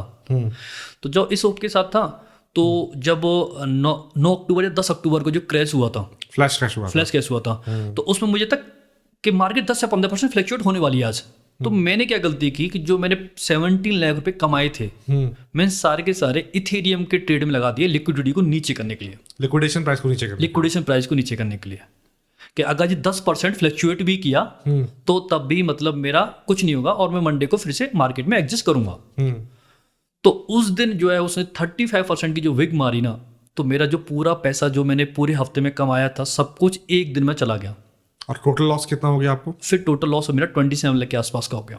एक दिन में 27 लाख का लॉस? एक दिन में 27 लाख रुपए का लॉस। 3:30 बजे टिक टिक करके नोटिफिकेशन आता है और नोटिफिकेशन में देखने के बाद मतलब मेरे को समझ नहीं आया, मेरी लाइफ खत्म हो गई। ये क्या हो गया, मेरी लाइफ खत्म हो गई। मैंने भगवान मेरे साथ ऐसा क्यों कर रहा है? ठीक है, तो अब तो मुझे बिल्कुल भी समझ में नहीं आ रहा और मैं 4 बजे मेरे को सांस भी नहीं आ रही, मेरे को घबराहट हो रही है, मेरे सांस बिल्कुल भी नहीं आ रही कि मैं क्या कर दिया, क्या हो गया, और ब्लैंक। तो मैंने कि संतोष कुछ ऐसा ना हो जाए कि तू हार्ट अटैक आ जाए, हॉस्पिटल चलते हैं। तो मैंने कार की बजाय अपनी स्कूटी निकाली और स्कूटी से मैं हॉस्पिटल की तरफ जा रहा था और जाते जाते मैं ऑलमोस्ट फेंट हो गया। मेरे को लगा कि जस्ट अबाउट मैं बस गिरने वाला ही हूँ। ठीक है, बट वहाँ पे मॉर्निंग में तो 1-2 लोग घूम रहे थे, तो थोड़ा सा एक हिम्मत सी आई, मैं हनुमान जी ऐसे करता रहा और मैं हॉस्पिटल पहुँच गया। हॉस्पिटल पहुँचने के मैंने डॉक्टर बोला, मैं डॉक्टर साहब मेरे को सांस नहीं आ रही और मेरे को लग रहा है बस मैं मरने वाला हूँ। बिल्कुल वो फीलिंग मैंने फील की है। मतलब इंसान जब मरता होगा तो कैसा फील करता होगा, उससे 1 मिनट पहले मैंने वो फील किया है। ठीक है, मैंने डॉक्टर को बोला, डॉक्टर ने बोला कि नहीं आप टेंशन ना लो, हम नॉर्मल करें। मैं डॉक्टर में थोड़ा चिल्लाया, आपको समझ में नहीं आ रहा, मैं खुद बोल रहा हूँ मेरे को सांसें नहीं आ रही हैं, तो और मेरे को जो भी इंजेक्शन देना, टैबलेट देना, कुछ तो दो, कुछ तो करो, आप तो इतनी नॉर्मल तरीके से एक्ट कर रहे हो कि कुछ हुआ ही नहीं। तो फिर उन्होंने इंजेक्शन दिया। इंजेक्शन के बाद मैं 3-4 घंटे वहाँ हॉस्पिटल में रहा। फिर मैंने घर वालों को फ़ोन किया और फिर मैंने सब कुछ बताया कि मैंने लाइफ में क्या गड़बड़ कर दी। मैं खूब अपनी सिस्टर के सामने खूब रोया कि मैंने बहुत बड़ी गड़बड़ कर दी और मैं अपनी फैमिली का सबसे समझदार बंदा था। ठीक है, तो उन्होंने बोला कि मुझे क्यों नहीं बताया पहले। सिस्टर बोलती क्यों, जब तेरी लाइफ में प्रॉब्लम चली था मैं क्यों नहीं बताया। बट जैसे मैंने आपको बोला कि लड़के के अंदर सबसे बड़ी प्रॉब्लम ये होती है, उसे लगता है कि लाइफ की सारी प्रॉब्लम मैं खुद सॉर्ट आउट कर सकता हूँ। तो उस टाइम में मुझे लग रहा था मैं सॉर्ट आउट सारी प्रॉब्लम्स कर सकता हूँ। तो उसके बाद तो लाइफ में ऐसा लगा कि भाग जाऊं कहीं पे। चैट जीपीटी पे आप देखोगे तो मैं चैट जीपीटी पे सर्च करता था कि अगर मैंने लोन पे नहीं किया तो क्या क्या इसके सॉल्यूशन है, क्या मेरे घर वालों से रिकवरी होगी, क्या कोई ऐसा कोई सॉल्यूशन है कि मैं भाग जाऊं तो लोन ना देना पड़े। अब मैं डेली चैट जीपीटी से यही बातें कर रहा हूँ। 1 हफ्ता हो गया, 2 हफ्ते हो गए, मैं डिफरेंट उसको क्वेश्चन पूछ रहा हूँ अलग अलग तरीके से कि मान लो अगर मैं कहीं भाग गया और किसी को पता ना चले कि मैं कहाँ हूँ तो क्या मुझे लोन देना पड़ेगा। तो चैट जीपीटी हुई एक तरह से हुई फ्रेंडली आंसर कि भाई संतोष जो तुम सोच रहे हो वो आंसर प्रैक्टिकली पॉसिबल नहीं है। आप बेसिकली एस्केप ढूंढ रहे थे आप। हाँ, मेरे को एस्केप लग रहा था कि अब कहीं ये पैसा मेरे को देना ना पड़े और मैं कहीं भाग जाऊँ। उस बीच आपकी कोचिंग चल रही थी? कोचिंग चल रही थी। तो क्लासेस जा रहे थे आप? मतलब उस क्लासेस में वैसे हफ्ते में 2 दिन छुट्टी ले ली जिस दिन स्ट्रेस ज़्यादा हो रहा है। हाँ। और फिर मैं नॉर्मल क्लास में जाना स्टार्ट कर दिया, क्योंकि क्लास में जाने के बाद लाइफ की प्रॉब्लम नहीं लगती। उस टाइम पे भी हंसते मुस्कुराते बच्चों को पढ़ाना और उनको ऐसे फील कराना कि कुछ नहीं चला, सब कुछ नॉर्मल है, क्यों टेंशन है, मैं आपके साथ हूँ ना, हम इस बार नीट फोड़ेंगे। मतलब एक टीचर जो कि हजारों स्टूडेंट्स को मोटिवेट कर रहा है, अंदर से खुद टूटा हुआ है, खुद डिप्रेस्ड है, खुद परेशान है, खुद एंग्जाइटी टैबलेट खा रहा हूँ मैं, और उसके बाद भी क्लास में ऐसे हंसते मुस्कुराते पढ़ा रहा हूँ जैसे कुछ हुआ ही नहीं लाइफ में। देखिए, जिस दिन आपको लॉस हुआ होगा उस दिन तो मैं समझ सकता हूँ ये फीलिंग, क्योंकि मेरे साथ, मैं खुद ट्रेडिंग करता हूँ, तो ऐसे बड़े लॉसेस जब स्टार्टिंग में पहले होते थे तो मतलब वो एब्जॉर्ब ही नहीं होता है। मतलब लगता है झट से ऐसे क्या हो गया, चला गया, किसी ने चोरी कर लिया आपके पैसे, ऐसा लगता है ना, किसी ने आपके पैसे चोरी कर लिए, बैंक अकाउंट से निकाल लिए पैसे, अब वो वापस नहीं आएंगे। लेकिन समय के साथ इंसान उभरता ही है ना। उस टाइम पे मेंटली वो जो फेज था आपका, क्योंकि बेसिकली अगर देखा जाए तो आप एक बार स्कैम के शिकार हो गए, लेकिन फिर भी वो आपको उतना इफेक्ट नहीं किया, क्योंकि एक उम्मीद थी कि ये पैसे अभी आ सकते हैं, आ जाएंगे। लेकिन यहाँ पर आपने वो पैसे खो दिए और ये लोन के पैसे थे। हाँ। और आपके पास कुछ पैसे थे नहीं। मेंटली किस तरह आप कोप अप उस टाइम पे करने की कोशिश कर रहे थे, या घर वालों ने आपको कैसे हेल्प किया, या उसके बाद उस चीज से रिकवर कर पाए आप? देखो, अभी तो मैं ऐसे कह सकता हूँ कि लाइफ में अगर आपको कोई भी प्रॉब्लम है ना और उससे रिकवर करना है तो उसके 2 बेस्ट वे होते हैं। पहला बेस्ट वे ये होता है कि आप अपनी फैमिली वालों को सच बोल दो, कुछ भी झूठ मत बोलो, चाहे आपसे कितना भी बड़ा नुकसान क्यों ना हो, पहला बात। दूसरा होता है कि आप जिस भी काम को करते हो, जिस भी प्रोफेशन में हो, उस काम से इतना प्यार करो कि आप उसमें डूब जाओ। इसके अलावा कोई और वे नहीं होता किसी भी प्रॉब्लम से निकलने का। अगर आपको लगता है कि आप डॉक्टर के पास जाओगे, एंग्जाइटी टैबलेट खाओगे, स्ट्रेस की टैबलेट खाओगे, उससे कुछ हो जाएगा, कुछ भी इससे सॉल्यूशन नहीं हो सकता। जो मेरा अपना एक्सपीरियंस रहा है, मैंने अपने एक्सपीरियंस को इस टाइम पे भी मैं जितना परेशान हूँ, मैं मौका ढूंढ रहा हूँ कि कुछ तो पॉजिटिव करना है इसमें भी। तो मैंने उस टाइम पे बुक लिखना स्टार्ट कर दिया, नोवेल, कि मैं क्या फील कर रहा हूँ। ठीक है, स्ट्रेस कहाँ से स्टार्ट होता है, जो मैं बच्चों को बोलता था कि स्ट्रेस तो कुछ होता ही नहीं, एंग्जाइटी कुछ होती नहीं है, क्यों टेंशन लेते हो, मैं खुद फील कर रहा हूँ। मैंने बोला कि ये मेरी लाइफ का सबसे बहुत ही बुरा टाइम है, बट इसको भी मैं कुछ पॉजिटिव करूँगा। तो उस टाइम पे मैंने नोवेल लिखने की कोशिश की, ठीक है, कि मैं क्या फील कर रहा हूँ, क्या नहीं फील नहीं कर रहा। तो मतलब आप अपनी प्रॉब्लम से अगर निकलना चाहते हो ना, तो मुझे 2 चीज़ समझ में आई। आप अपनी फैमिली के साथ डिस्कस करो चीज़ें, दूसरा जिस भी प्रोफेशन में हो उससे इतना प्यार करो कि आप वो चीज़ें ना रहे। इसके अलावा कोई सॉल्यूशन नहीं है। नहीं, ये बहुत अच्छा बोला आपने कि हम लोग शेयर नहीं करते हैं, जितने लड़के होते हैं शेयर नहीं करते, हम सब प्रॉब्लम सॉल्व कर लेंगे। और ये भी बात है कि देखिए, जब नुकसान होता है ना इंसान को, तो लगता है दुनिया खत्म हो चुकी है और ये तो मैं कहाँ से लेके आऊंगा पैसे, बट ऐसा नहीं है। आप ये भी सोचो ना, वो पैसे बनाए भी आपने थे तो गए हैं आपके, फिर से बना लोगे आप, बहुत टाइम है। उस दिन मेरे को याद है अच्छे से, एक बहुत ही फेमस क्रिप्टो का ट्रेडर था, जो 10 अक्टूबर की आप बात कर रहे हो। ही वॉज फ्रॉम, मैं नाम बोल रहा हूँ, आई थिंक गैलिश, कुछ गैलिश करके नाम था। He was from Ukraine, I think, I am not sure कहाँ से था वो, हमारे एडिटर साहब डाल देंगे उसको। तो उस बंदे के पास, उसने लैम्बोर्गिनी में सुसाइड किया था उस दिन, है ना। उस बंदे ने ऑलमोस्ट 300-400 करोड़ रुपए कमाया था ट्रेडिंग से। मतलब एक बंदा जिसकी इतनी हैसियत है, कैपेबिलिटी है, स्किल सेट है कि वो 300-400 करोड़ रुपए कमा सकता है, ठीक है, उसने गवा दिया। बहुत लोग बोलते हैं मार्केट में मैनिपुलेशन होता है, उस दिन मैनिपुलेशन हुआ, एक्सचेंजेस मिले, मेरे खुद कुछ नुकसान हुए बड़े, और मेरे जितने जानने वालों के करोड़ों में नुकसान हुए। सब सोचते थे कि क्या हो गया, ये तो एक्सपेक्ट ही नहीं किया था। क्योंकि वो जो दिन है ना, वो दिन सभी को याद है, वो 10 अक्टूबर फ्लैश का सभी को याद है। लेकिन बात ये है कि अब जब मैं किसी से मिलता हूं ना कि क्या हो रहा है, तो जिसने उस टाइम पे प्रेशर को एब्जॉर्ब कर लिया, नर्व्स पे कंट्रोल किया, वो आज उस पैसे को रिकवर भी कर चुका है और वो प्रॉफिट में चल रहा है। वो बंदे ने अपने नर्व्स को कंट्रोल नहीं कर पाया, वो पैनिक में चला गया तो उसे सुसाइड कर लिया। तो अगर भाई आपके पास वो क्षमता नहीं है स्ट्रेस को हैंडल करने के लिए, तो ट्रेडिंग में आइए ही मत। ट्रेडिंग में ऐसा नहीं कि ट्रेडिंग आपको बोलता है भाई इजी पैसा है, बिना स्ट्रेस का कुछ नहीं होता है। बिना स्ट्रेस के अच्छी चाय भी नहीं बनेगी आपसे, बिल्कुल, है ना। बिल्कुल। अगर एक अच्छी चाय बनानी है जहां पर शक्कर अच्छे से डालना है, परफेक्ट चाय बनाना, तो थोड़ा बहुत तो आपको ध्यान देना पड़ेगा, फोकस करना पड़ेगा। तो स्ट्रेस से ही पैसा बनता है। तो स्ट्रेस किस तरह से एब्जॉर्ब करना है, जब आपके सबके ट्रिगर पॉइंट्स होते हैं, है ना, कि अब मेरे को समझ में आ रहा है, अब मेरी हालत खराब हो रही है, अब मेरे हाथ पैर कांप रहे हैं, उस ट्रिगर पॉइंट्स को आइडेंटिफाई कीजिए, उस पर काम कीजिए, तब ट्रेडिंग में आइए। बहुत लोग को आजकल लग रहा है कि ट्रेडिंग एक बहुत आसान तरीका है अमीर बनने का। यहीं पे तो मुझे लगता है लोगों से जो गड़बड़ होती है वो यही होती है, लोग ना इन्फ्लुएंस होते हैं यूट्यूबर से, बट रियल में उन्हें इन्फ्लुएंस होना चाहिए किसी मेंटर से। अगर मैं तो ये बोलूंगा, अगर किसी का मेंटर नहीं है ना तो ट्रेडिंग में मत आओ। बिल्कुल। आप कितना भी टेक्निकल सीख लो और आपके पास एक वो मेंटर जो कोर्स नहीं बेच रहा आपको, वो रियल में एक बड़े भाई की तरह आपको मेंटरशिप दे रहा है ना, अगर वो है आपके पास तो ट्रेडिंग में आओ। वरना अगर आप सोचते हो यूट्यूब के वीडियोस देखने के बाद मैं ट्रेडिंग में आऊँगा, मैं सबको बोलूँगा मत आओ। ये बहुत बड़ा ट्रैप है, ट्रेडिंग इतना आसान नहीं है। और भाई जो आपको बता रहे हैं यार कि इसमें इतना पैसा बनता है, उतना पैसा बनता है, भाई आप पहले उसका ट्रैक रिकॉर्ड चेक करो ना, वो बंदे का, क्या वो खुद पैसा बना रहा है। हाँ, ये 25 लाख मैंने बना लिया, अरे मेरे भाई 1 साल 2 साल 3 साल का रिकॉर्ड दिखाओ। अगर बनाया है तो फिर लगातार बनाते होगे। एक ट्रेड में तो आपने भी 10 लाख के 27 लाख कर दिए, तो आप भी दिखा दो भाई। बच्चों, ये तो मैं फिजिक्स पढ़ाता हूं, लेकिन इससे बड़ा धुरंधर हूं मैं इससे बड़ा धुरंधर हूं। ऐसा नहीं होता है ना। तो आप पहले उसको देखिए जो भाई अपना पैनल शेयर करे, जिसके हिडन इंटेंशंस ना हो, एंड जैसे आपने बताया कि वो सही से आपको गाइड कर पाए, उसकी इंटेंट क्लियर हो। एंड अनफॉर्चुनेटली मैं खुद इस फील्ड का हूं, मेरे को पता है कि बैकग्राउंड में क्या चलता है।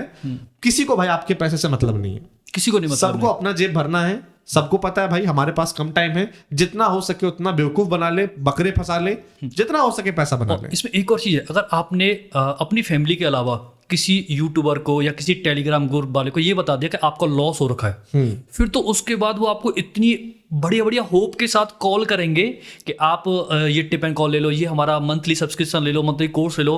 तो ये भी बहुत बड़ा ट्रैप है। बिल्कुल बिल्कुल, बिल्कुल। तो मेरा लॉस होने के बावजूद भी जब मेरे पास कॉल आते थे, मैंने कभी किसी को ये नहीं बोला मेरा लॉस हुआ है। मैं हमेशा ये बोलता हूँ मैं प्रॉफिट में हूँ। अब बताओ आप मुझे क्या कर सकते हो। देखिए, मेरे पास भी बहुत सारे मैसेजेस कॉल्स आते हैं कि मैक भाई मेरा इतना लॉस हो गया है, मेरे पास अब इतना कैपिटल बचा है, क्या मैं पैसा बना सकता हूँ।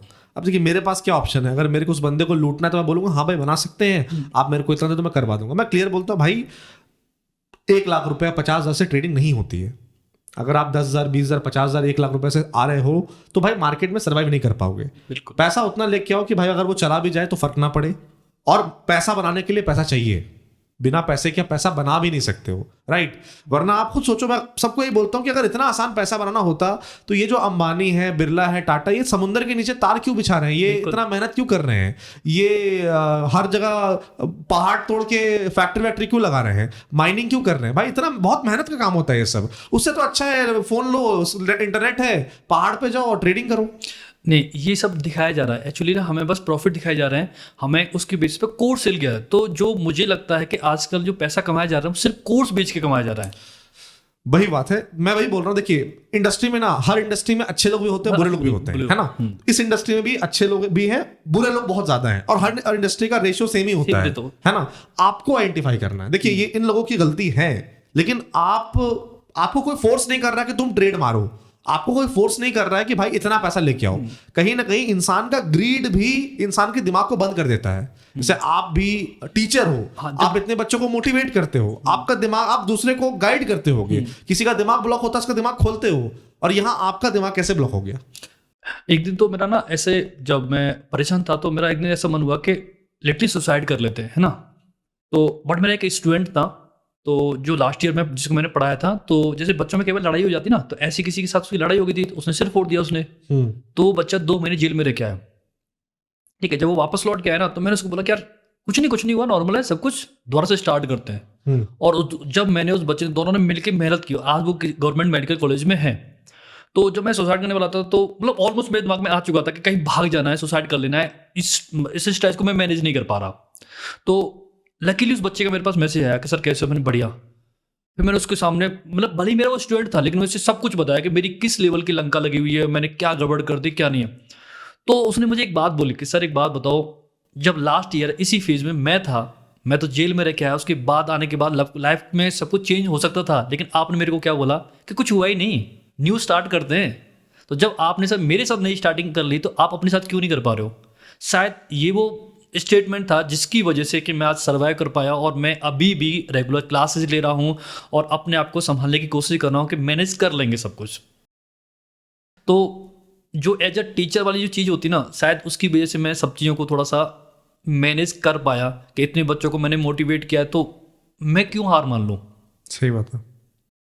लेकिन संतोष जी, कहीं ना कहीं आपको ये नहीं लगता है कि ये जो आपको इतना नुकसान हुआ है, ये हुआ है बिकॉज आपके साथ स्कैम हो गया था बिटवीनर्स का? अगर ये स्कैम नहीं होता तो वो फीलिंग ही नहीं आती रिकवरी की। बिल्कुल, कभी नहीं। फिर मुझे ज़रूरत ही नहीं पड़ती, मुझे ज़रूरत नहीं पड़ती कि क्योंकि मैंने ट्रेडिंग इसलिए स्टार्ट नहीं की थी कि मुझे बहुत पैसा कमाना है। एक होता ना ट्रेडिंग इसलिए स्टार्ट करते हैं आपके बहुत बड़े बड़े सपने, आपको कार लेनी है, घर नहीं, मेरा सपना था नहीं। मेरा ये था कि सेकंड सोर्स बहुत ही स्लो सा कि भाई आपको मंथली आ गया सफिशिएंट है, कोई ये नहीं कि मुझे पर डे का। जैसे आजकल लोगों की सबसे बड़ी दिक्कत क्या होती है, लोग सोचते हैं 1 लाख रुपए इन्वेस्ट करेंगे और दिन का 2-3 हज़ार रुपये कमा लेंगे रेगुलर। ये सबसे बड़ा स्कैम है। आप जो सोचते हो कि मैं 1 लाख रुपए इन्वेस्ट करके दिन का 2-3 हज़ार रुपये कमा लूंगा, ऐसे नहीं होता है। ये डिसिप्लिन बहुत ही रेयर लोग बना पाते हैं और बिल्कुल भी प्रैक्टिकल पॉसिबल नहीं है। देखिए, दिन का 2-3 हज़ार बन जाएगा, 1 दिन बनेगा, 2 दिन बनेगा, 3 दिन बनेगा। आपने भी 10 का 27 लाख कर दिया। हाँ। 170% रिटर्न 1 हफ्ते में बना लिए।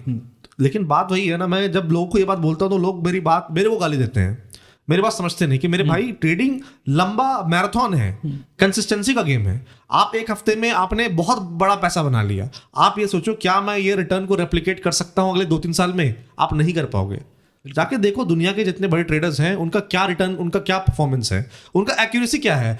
30% 40% एक्यूरेसी है। मतलब 10 ट्रेड अगर वो लेते हैं तो 4 ट्रेड तो उनका सही होता है, 6 ट्रेड गलत होता है। मैं दिग्गज ट्रेडर्स की बात कर रहा हूं जो 500 मैथमेटिकल मॉडल के साथ बैठते हैं, 5 बंदे 10 बंदे उनके साथ होते होंगे, रिसर्च कर रहे हैं, तब जाके वो ये एक्यूरेसी लेके आ पा रहे हैं।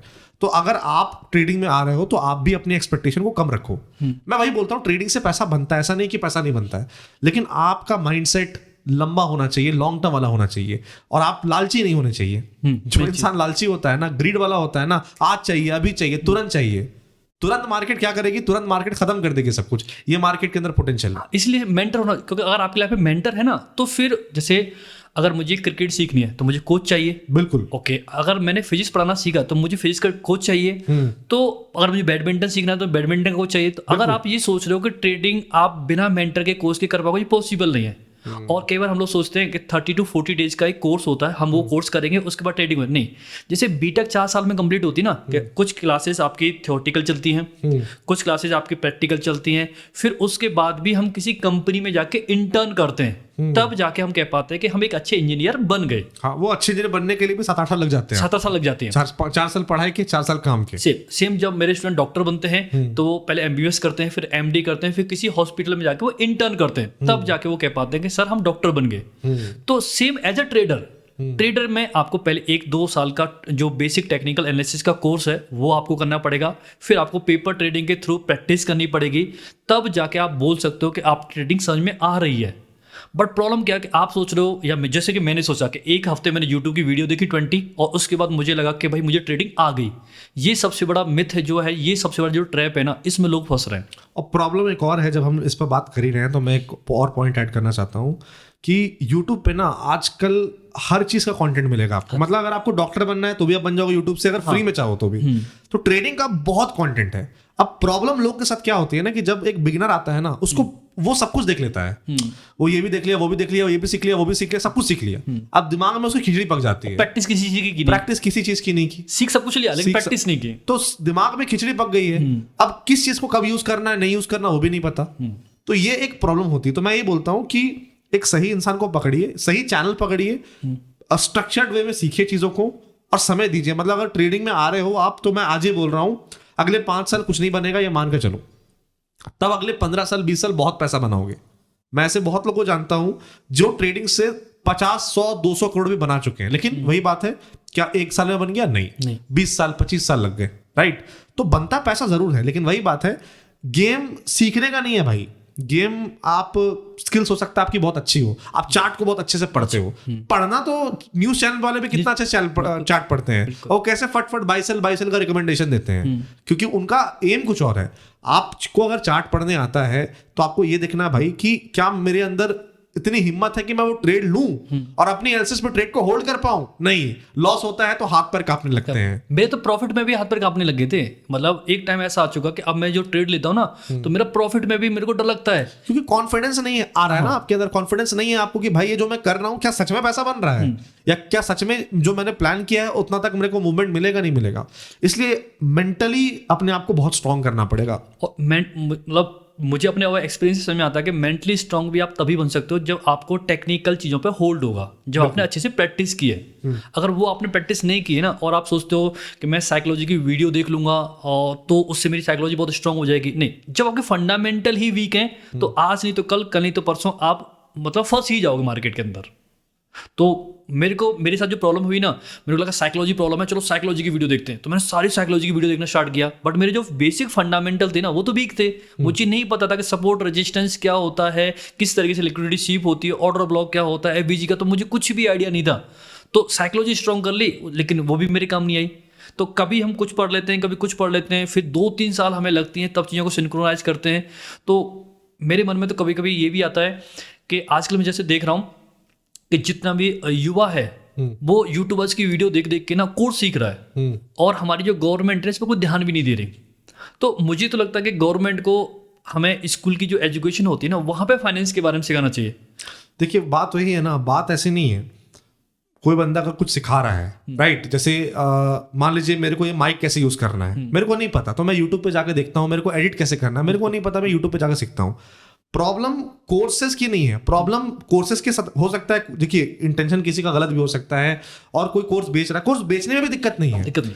आप गलत सपने मत बेचो, that is the main point. और जैसे आप बोल रहे हो ना कि हमारा अगर एजुकेशन सिस्टम सच में अच्छा होता तो फाइनेंस के बारे में हमें समझाया जाता, पढ़ाया जाता। अच्छा, आप कोई भी फील्ड के इंसान हो, हमें स्कूल में क्या पढ़ाया जाता, साइंस कॉमर्स आर्ट्स, है ना। हम कुछ भी बनेंगे भाई, हम पैसा कमाएंगे ना। हाँ। आप भी पैसा कमाओगे, मैं मेरे जेब में भी गांधी, आपकी जेब में भी गांधी। उस गांधी को किस तरह से यूज करना, उस गांधी को बढ़ाना कैसे है वो कौन सिखाएगा, संभालना कैसे वो कौन सिखाएगा। मतलब मैंने जॉब कर ली 5-6 साल, मुझे ये नहीं पता था जैसे पैसा जो होता है ना आपका टोटल पैसा कभी एक जगह पे इन्वेस्टमेंट नहीं करना चाहिए। हाँ। मुझे नहीं पता था इसके बारे में। मतलब आपके पास जो सेविंग है थोड़ा आपने यहाँ इन्वेस्टमेंट कर दिया, यहाँ इन्वेस्टमेंट कर दिया, ये मुझे नहीं पता था। मुझे तो लगा कि मुझे क्रिप्टो आ गई है तो क्रिप्टो में सारा पैसा इन्वेस्टमेंट कर देते हैं, तो मुझे फाइनेंस की नॉलेज ही नहीं थी। तो अब मैं कई बार बच्चों को देने की कोशिश करता हूँ, जो कि मेरा फील्ड नहीं है, जो मैं नॉलेज दे रहा हूँ, आपका अनुभव है, हाँ मैं देने की कोशिश करता हूँ। बट सेम टाइम मुझे फील ऐसा होता है कि काश स्कूलिंग में हमें थोड़ा सा फाइनेंस के बारे में बताया गया होता तो हम इजीली ट्रैप में नहीं फंसते। एग्जैक्टली। अच्छा संतोष जी, एक चीज मैं पूछना चाहता हूँ आपसे। आपने इतना टाइम टीचिंग किया और कहीं ना कहीं आप जॉब कर रहे थे, इस जॉब ने कितनी आपकी हेल्प की ये आपने आपको दिलासा देने के लिए कि मैं अभी भी उठ के खड़ा हो सकता हूं?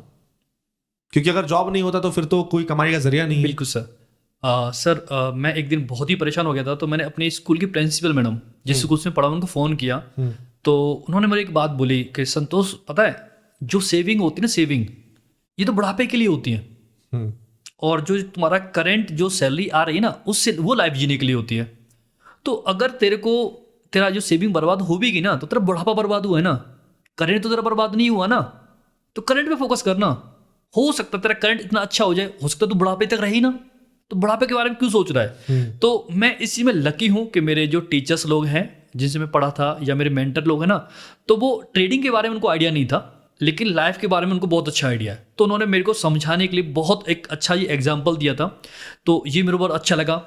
और दूसरे मेरे एक सर थे, उन्होंने बहुत ही प्यारी सी मेरे को स्टोरी सुनाई कि जैसे एक भिखारी होता है तो वो भीख मांग रहा होता है, तो वहाँ से एक बंदा आता है और उसको 1 लाख रुपए दे देता है कि गड्डी।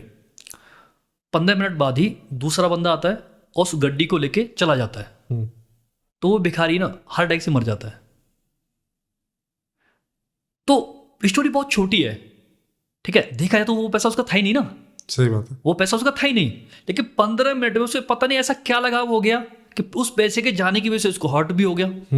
तो मेरे एक टीचर है मेरे साथ में, मेरे बड़े भाई की तरह, तो उन्होंने मेरे को ये बात सिखाई कि संतोष जो तो पैसा तूने तो कमाया था, और गया भी तो तेरा ही गया, किसी और का तो नहीं, घर वाला को तो नहीं, तूने कम से कम एटलीस्ट घर वाला को तो पैसा बर्बाद नहीं किया, तो क्यों टेंशन ले रहा है। तो ऐसे मुझे 2-3 लोगों ने समझाया, तो मेरे को लगा कि हाँ यार, करंट सिचुएशन जो है, अगर करंट जॉब रहेगी आपकी तो आप इससे सर्वाइव कर पाओगे। अगर जॉब ही चली गई ना तो फिर आप सर्वाइव नहीं कर सकते। सही बात। और जॉब तब बची रहेगी जब आपकी परफॉर्मेंस अच्छी होगी।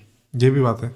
हाँ, तो मेरा पूरा फोकस धीरे धीरे टाइम, अभी तो मैं बहुत इजी वे में आपको बता रहा हूँ ये सारी चीज़ें, शायद उस दर्द को बयां भी नहीं कर सकता शब्दों में कि किस तरीके से मैंने फेक स्माइल करते हुए एनर्जी के साथ में क्लास में पढ़ाया, और अंदर ही अंदर मतलब ऐसा घुटन सी हो रही थी यार, कहाँ फंस गया हूँ, कैसे इससे निकलूँ भगवान, ठीक है, क्या होता है क्या नहीं होता। तो है ना, जैसे मंदिरों के दर्शन करना, मैंने ये भी किया कि मैं खाटू श्याम भी गया, मैं नीम करौली भी गया, ये भी गया, कि शायद हो सकता है वहाँ जाने से मेरा लाइफ में सडन चेंज आ जाए। मेरे को ऐसा लग रहा था सडन चेंज हो जाएगा। इंसान भी भगवान को तभी याद करता है ना जब उसको जरूरत होती है। हाँ हाँ, जब जरूरत नहीं होती तो इंसान भगवान को भी याद नहीं करता है। भगवान याद नहीं करता। चलिए संतोष जी, आपकी कहानी से उम्मीद करूंगा कि लोग सीखें, और जैसे आपने बताया कि एक सही मेंटर होने की जरूरत है। और भाई ट्रेडिंग, मैं फिर हर इस पूरे सीरीज का मेन उद्देश्य यही है, आपको मैं ये नहीं बोल रहा हूँ कि आप ट्रेडिंग मत करो, आप ट्रेडिंग कीजिए, लेकिन ट्रेडिंग सबकी बस की बात नहीं। जैसे मैं एरोप्लेन नहीं चला सकता। मैं यहाँ पे एक पॉइंट ऐड करूंगा जी, कि अगर किसी को ट्रेडिंग करनी है ना, तो मैं तो कहता हूँ पहले किसी से 1-to-1 कॉल पे बात कर लो, फोन पे बात कर लो, मिल लो, उसको पूछो क्या मैं ट्रेडिंग लाइब्रेरी मेंटलिटी है या नहीं है, क्योंकि कई बार आपने टेक्निकल सीख भी लिया तब भी आप ट्रेडिंग नहीं कर सकते। देखिए मेंटलिटी ना बनानी पड़ती है संतोष जी, कोई पैदाइशी ट्रेडर नहीं होता है ना सर। वो बनाते बनाते जो लॉस होते हैं ना, तो मैं वही बोल रहा हूँ ना कि उसको हर कोई मैनेज नहीं कर तो पाता। लॉस करना नहीं है ना, लॉस करना नहीं है, उसके लिए समय देना है। किसने बोला आपको 10 लाख डालने के लिए, है ना? आप स्टार्ट करो 10,000 रुपए से। मैं क्या बोला, 10,000, 50,000, 1 लाख से ट्रेडिंग नहीं, इससे पैसा नहीं बनता, लेकिन सीख जरूर सकते हो। तो गलती उतना करो ना जितना अफोर्ड कर सकते हो। तो मार्केट में मैं वही बोलता हूँ, मार्केट एक तो आप अगर मान लो कहीं सीख रहे हो तो आप उसकी फीस देते हो। जैसे आप अगर पढ़ा रहे हो तो वो बच्चा कोचिंग में आके पैसे देता है, बट एक फीस ऐसी होती है जो मार्केट आपसे खुद लेती है, वो लॉसेस के फॉर्म में। जैसे आपने जो लॉस दिया वो कहीं ना कहीं मार्केट को दिया। तो मैं वही बोलता हूँ कि अगर आपको मेंटालिटी बनाना है तो वो मैदान में उधर की आएगी, लेकिन उसमें उतना ही पैसा डालो, मान के चलो कि ये जाएगा, लेकिन जाएगा, उससे कुछ सीख सकते हो। मैंने भी 2 साल ट्रेडिंग की थी स्टार्टिंग में, मेरे 15 से 20 लाख रुपए गए थे। लेकिन अब हालांकि अगेन वही बात है, उस टाइम पे वही लगता है सब कुछ खत्म हो गया है, उस टाइम पे लगता है कि यार कुछ नहीं हो सकता है। बट अब जब मैं पीछे मुड़ के देखता हूं, अगर वो लॉस नहीं होते तो ये मेंटालिटी बनती ही नहीं, चीजें समझ में आती ही नहीं। बहुत लोग तो ऐसे होते हैं ना जिनको कुछ पता ही नहीं है, वो बस किसी के कहने पे 20 लाख 30 लाख रुपए नुकसान कर चुके हैं, बाद में समझ में आता है कि अच्छा ये सारी चीजें भी होती हैं। तो मेरे हिसाब से मेंटालिटी बनती है, ठीक है। स्टार्टिंग में कुछ आप देख सकते हो कि भाई ये बंदा शांत है, नहीं है। भाई जो बंदा योग कर ले, मेडिटेशन कर ले, वो भी नुकसान कर सकता है, और जो कुछ भी नहीं करता है वो भी पैसा बना सकता है। तो ये सब मैं बोलता हूं कि ये सब आपको करके ही आएगा। लास्ट में अगर कोई युवा ये पॉडकास्ट देख रहे हैं, क्योंकि बहुत सारे यंगस्टर्स देखते हैं पॉडकास्ट, बहुत सारे ऐसे भी लोग हैं जो कि आपकी एज के हैं, हमसे बड़े भी हैं, ट्रेडिंग करते हैं, आप अपने अनुभव से उनको क्या एडवाइस देना चाहोगे ट्रेडिंग के बारे में? बेसिकली मैं उनको ट्रेडिंग के बारे में एक ही एडवाइस दूंगा कि आप ना पहले टेक्निकल एनालिसिस को प्रॉपर तरीके से सीखो, पेपर ट्रेडिंग करो, और जैसे कि आपने बोला कि पहले आप स्मॉल कैपिटल को उसमें यूज़ करो। मान लो 10 लाख, 10,000 रुपये, 10,000 रुपये से आप पहले 20,000 बनाने की कोशिश करो, ठीक है ना। और ये काम कम से कम नहीं, आप 5-10 बार रिपीट करो, क्योंकि उससे आपका पेशेंस भी आपका अंदर आएगा, और आपके जो टेक्निकल आपने सीखे हैं वो भी आपके आएंगे। अगर आप सोच रहे हो नहीं मैं अब एक बार आपने 10 से 20 बना लिए, अब आप सोच रहे हो अगली बार मैं 2 लाख से 4 लाख बना लेता हूँ, तो ये नहीं करना है। हर बार आपको कोशिश करनी है कि 10 से 20 ही बनाना है, 10 से 15 बनाने, ताकि आपके टेक्निकल्स उससे इम्प्रूवमेंट हो और आपके अंदर पेशेंस और डिसिप्लिन डेवलपमेंट हो। एक बस पॉइंट मैं ऐड करना चाहता हूँ। देखिए जैसे हम लोग ना स्कूल में जाते थे तो हम कितना भी अच्छा परफॉर्म करें, 1 साल बाद ही हम अगली क्लास में जाते थे, है ना। हाँ। अगर मान लो आप फर्स्ट स्टैंडर्ड में हो और आपको सब कुछ आता है, फिर भी आप सेकंड स्टैंडर्ड में कूद नहीं सकते, आपको वो साल कंप्लीट करना पड़ता है। तो ट्रेडिंग में अगर आप आ रहे हो ना, तो एक ईयरली कैपिटल बना लो अपना, कि ये मेरा ईयरली कैपिटल है। अब 1 लाख से अगर आपने 5 लाख भी कर दिया, आपकी अभी हैसियत नहीं हुई है 5 लाख से ट्रेड करने की, आपकी हैसियत कैपेसिटी 1 लाख ही है। तो 4 को साइड कर दो, 4 आपके कैपिटल हो गए। अभी आपके पास 1 कैपिटल था, 5 लाख हुआ आपके पास, अब आपके पास 4 कैपिटल हो गए हैं। तो अगर मान लीजिए 1 लाख चला भी गया ना, तो अगली बार मैं 4 नहीं उठाऊंगा, अगली बार फिर 1 उठाऊंगा। तो 5 कैपिटल को जीरो करना भाई ये बहुत मुश्किल होता है ना। अगर थोड़ा सा भी अगर आप दिमाग लगाओगे, सीखोगे चीजों को, तो 5 कैपिटल को जीरो नहीं कर पाओगे। लेकिन वही बात है, ये सारी चीजें हम बोलते हैं, लेकिन क्या हम प्रैक्टिकली कर पाते हैं? नहीं कर पाते हैं। इसको करना पड़ेगा, उसके अलावा कोई ऑप्शन है नहीं, क्योंकि पैसा आपका है, मेहनत का पैसा है ना, फ्री में कोई दे नहीं रहा है पैसा आपको। हमें सिखाया भी जाता है भाई पैसा अगर हम कमा रहे हैं तो उसे संभालना भी बहुत जरूरी है, तो ये बहुत इंपॉर्टेंट है। मुझे ऐसा लगता है पैसा कमाना बहुत आसान है, लेकिन उसको संभाल के रखना बहुत मुश्किल है। बिल्कुल सही बात है, बिल्कुल सही बात है। पैसा भी उसी के पास टिकता है ना जो सही एटीट्यूड के साथ उसके बर्ताव करता है। ठीक है संतोष जी, बहुत अच्छा लगा आप आए और आपने अपनी कहानी बताई। मैं समझ सकता हूं कि जिस तरह आपको नुकसान हुआ उस टाइम पे मेंटली किस तरह आप फील कर रहे हो, क्योंकि मैं भी ट्रेडिंग करता हूं और वो फीलिंग कैसी होती है। उस दिन की जो बात है, उस दिन मेरे भी लॉसेस हुए थे अच्छे खासे, और जितने मेरे फ्रेंड्स हैं जो इस फील्ड में हैं उनके भी बहुत बड़े लॉसेस हुए थे। एवरीवन वाज शॉक्ड, बट वही बात है कि पैनिक में कोई नहीं था। बस बात यही है कि पैनिक में इसलिए नहीं था क्योंकि उनको पता था कि जब मार्केट में आए तो ये सब होगा। हम ये नहीं बोल सकते ट्रम्प के चलते लॉस हो गया, ट्रम्प ने क्यों ट्वीट कर दिया। भाई वो ट्रम्प, मतलब ये सब आपके कंट्रोल में नहीं है। जो आपके कंट्रोल में क्या, आपके कंट्रोल में आपका ग्रीड है, आपका कैपिटल है, आपका इमोशंस है। अगर ये कंट्रोल कर लोगे तो मार्केट में आगे बढ़ सकते हो। बट अच्छा लगा आपने अपनी कहानी साझा की लोगों के साथ। उम्मीद करूंगा लोग इसको देख के सीखेंगे एंड इससे आगे बढ़ेंगे। Thank you. तो अगर आपने पूरा पॉडकास्ट देख लिया तो आपको सिर्फ 3 चीजें करनी है। पहला, हमें कमेंट करके बताना है कि आपको ये पर्टिकुलर वीडियो कैसा लगा। दूसरा, अगर आप चाहते हैं कि हम ट्रेडिंग की सच्चाई दिखाएं, ट्रेडिंग की रियल साइड दिखाएं, तो प्लीज वीडियो को लाइक करें एंड शेयर करें ताकि हम आप तक पहुंच पाए। और हाँ, डिस्क्रिप्शन बॉक्स कमेंट सेक्शन में गूगल फॉर्म का लिंक मिलेगा आपको। अगर आपकी भी कहानी है लॉस की, ग्रीड की या रिकवरी की, तो बाजार के हारे में फीचर होने का आपको भी मौका मिल सकता है। बस आप फॉर्म फिल कर देना। मैं मिलता हूं आपसे नेक्स्ट वीडियो में।